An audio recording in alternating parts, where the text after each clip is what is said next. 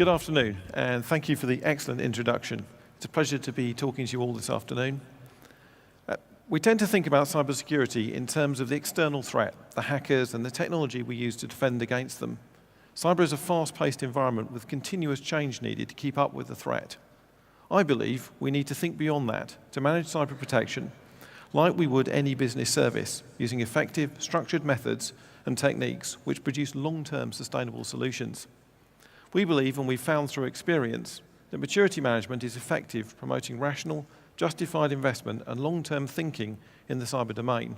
This is part of our industry, the cyber industry, growing up, and I'm going to be talking to you about that experience. But first, Leonardo is a relatively new name for an organisation that has been in the information security business for as long as that business has existed.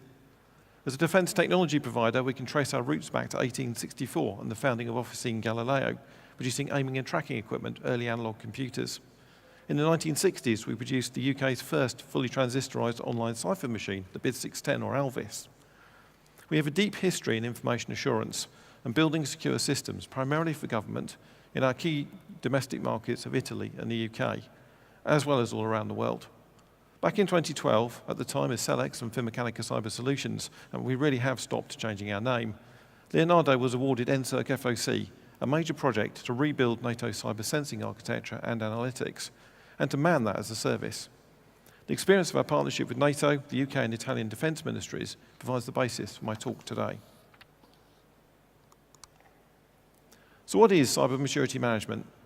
It's one of the mechanisms to use to ensure that a cyber program produces an effective, sustainable, long-term solution. I'm talking about three different but closely related things. A maturity model, which we define as a mechanism to measure how good you are, how good you could be, and a roadmap, a specific measure of current capability, and a statement of future intention around that capability, and a heat map, a method to integrate multiple roadmaps and identify areas for improvement. Using these three tools, we can make sensible decisions on where to invest based on sound methodologies to perform credible cost-benefit analysis. These tools give us a language to partner and collaborate between the customer organisation, the integrator, and the product providers to make justifiable decisions on where to develop further capability. So let's go into each of these in a little more detail. Firstly, let me say that there are many maturity models in use in cyber at the moment. Most are based on risk assessment and work very well for less mature organisations with limited understanding of threat and risk. This methodology is good for an organisation that already understands its cyber risk, but wants to know how well they're protected against best practice and where they should consider improvement. Now, this illustrates our typical maturity model. First developed alongside the evolution of the NSERC FOC project, we've used this with several enterprise clients. We found this high-level, simple-to-use model very effective with sophisticated customers. The point is to decide which generation the organisation is now and wants to be. We've illustrated a rough, increasing sequence that reflects where we believe the cyber industry is going, and it is about capabilities, not risks. Right now, good practice is, in our opinion, somewhere around generation 2 to 3, and we don't see a need, a great rush, to be at generation 5. Each organisation needs to be at the right point where they want to be. Of course, exactly where capabilities lie in a maturity scale is somewhat subjective, so we work collaboratively with the customer organisation to build a mutually agreed model. Now, as you can see, I've only put a few capabilities on this illustration. More traditional risk-based models are also good, but typically right at the beginning of a cyber journey, so in a very immature organisation. And a key point here is that collaborative development of the right maturity model is a great way to build a common shared understanding of intent.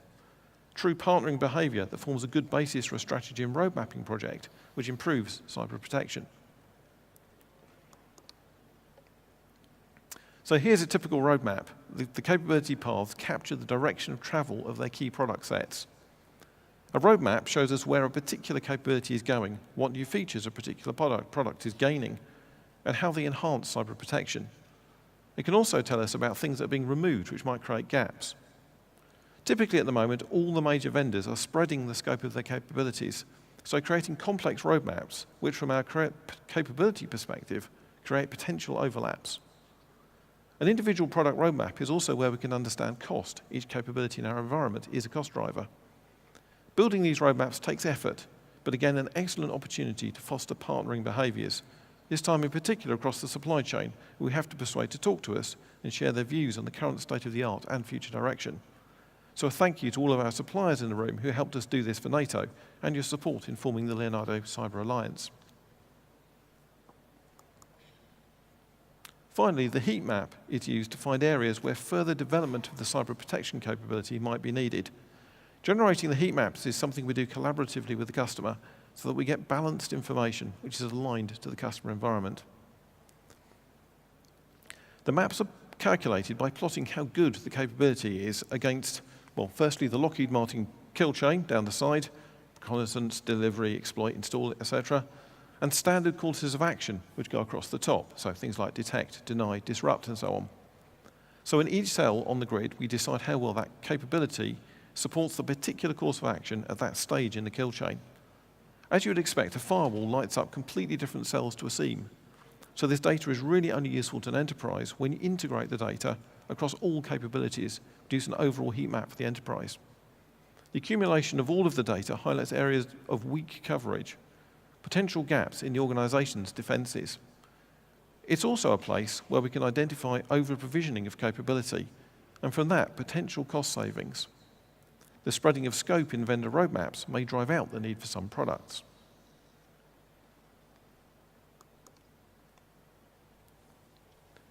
Moving on from the three core techniques, it's very important for an organization to design and define its basic intent. This helps us to make value judgments about which gaps to fill in the heat map, or where we want to be in the maturity model. This doesn't need to be structured or over-complex. We just need some principles which we can use as the basis of investment decisions. I've illustrated some typical intentions for an organization that already has a quite mature solution. Perhaps in your organization it's forensics or data preservation for regulatory purposes, or it's perhaps keeping the lights on for the ICT estate. These link back easily to the maturity model, and in some sense they tell you which steps you're trying to take. For NATO, the adoption of cyber as a domain and the cyber pledge from the Warsaw Summit should influence our choices, and we had quite a lot of discussion about that earlier on.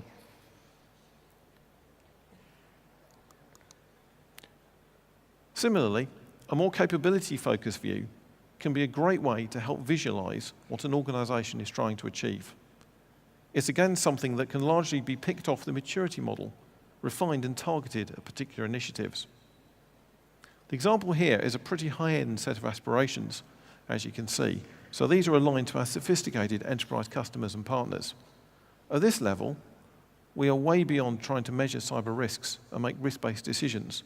We think risk-based methodologies work well at the immature stage, but mature organizations are better off looking direct at threat intelligence and actors to decide where to invest and develop capability in order to inform future steps.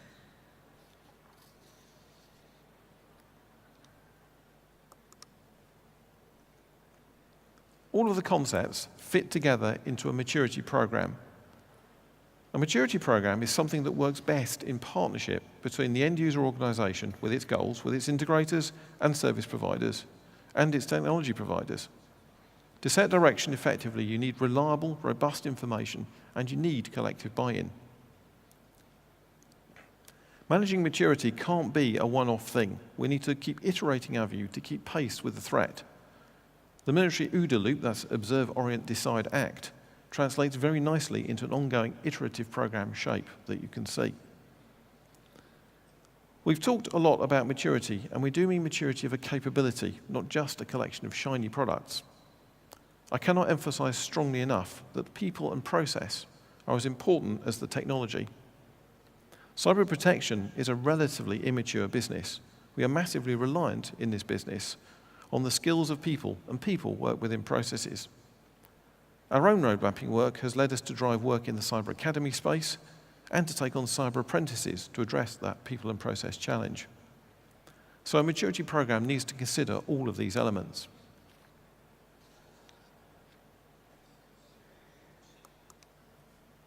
So, does all this work really help?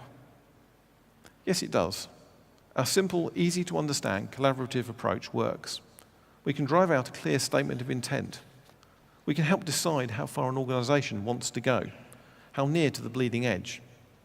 A measurement of the current capability is powerful in itself. Does the board understand the position? We help drive justified investment decisions through cost-benefit analysis. How much do you want to mitigate risk? More practical details like CapEx versus OpEx. Understanding of gaps and over-provision over time. All this is achieved with relatively modest effort and in a structure which lends itself to repeatable improvement in line with the organisation's strategic cycle. A medium to long-term view in an industry where short-term tactical decisions are common. The method can and does generate both new investment cases and cost savings.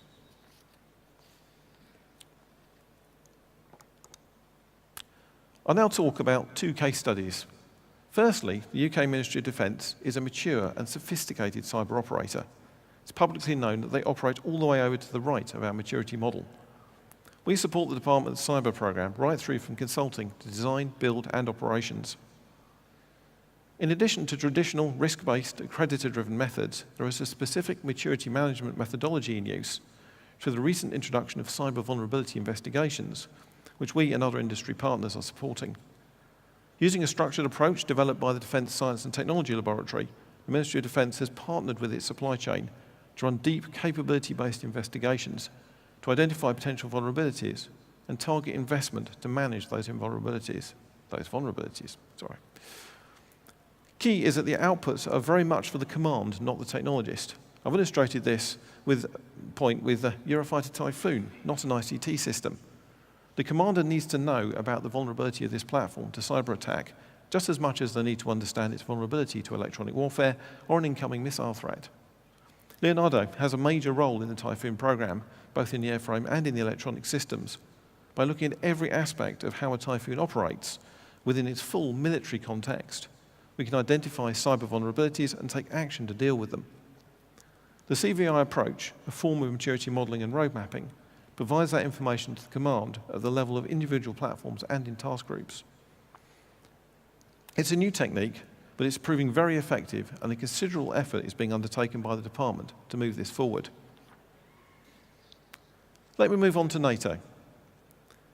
Working closely with our NATO colleagues and right across our collective supply chain, we populated the roadmap for every major subsystem in the NSERC FOC solution. We mapped all that information together and been able to build a collectively agreed understanding of where strengths and opportunities lie. You'll understand, I'm sure, the sensitivity of that information, so sadly I can't share it in this forum. Some things that work really well. We ran roadmap gathering workshops fully in partnership. NATO representatives, ourselves and our product suppliers. We worked together to ensure we got open, clear and honest sharing of information. By working together at all levels and bringing the right people to the sessions, we got really good information and experience from our product providers. By presenting a collaborative, product-agnostic methodology and clarity on what we were going to use the information for, we got an excellent exposition on what direction each provider was going in. Out of that, you could really see the key current industry trend that every big provider is trying to create an ecosystem and trying to broaden their portfolio. Our road mapping revealed that overlaps in capability were being generated, and those, of course, are opportunities to reduce cost as well as improve capability. More recently, we've been working with NATO using the latest NATO cyber capability framework. The work we've been doing maps into the framework relatively easily, and NATO have found the framework a useful way to state areas of priority for development. For a number of years now, we've been working with ACT through the Framework for Collaborative Interaction on a series of capability topics, and have presented a lot of that work in ACT's Tide Sprint event, and that's where I'll be next week. We are currently engaging with HQ ACT and NCIA on further development of the roadmaps and their implications. So, these two case studies show the effective use of maturity models in highly sophisticated organisations.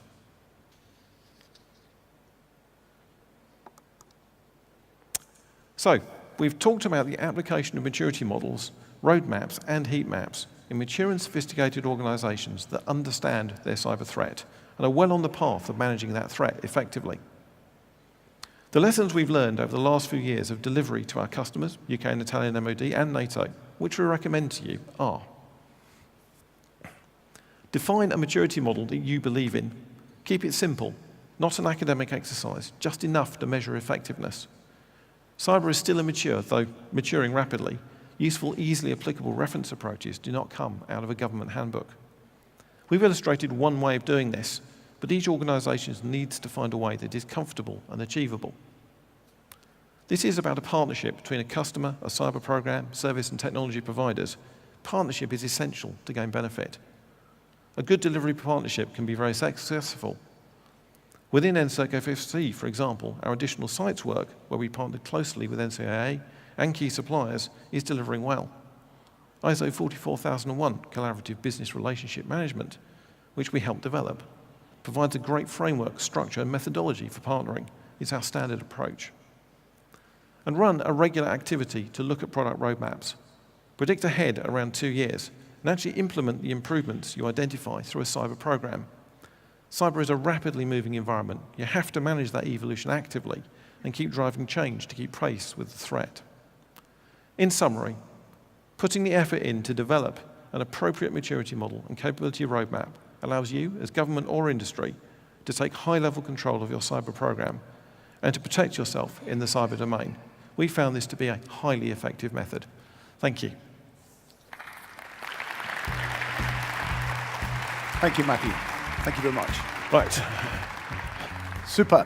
Okay, well, obviously you're breaking through that shyness because I'm getting a number of questions submitted from the app, which I will pose to Matthew, and I hope you're happy to answer them.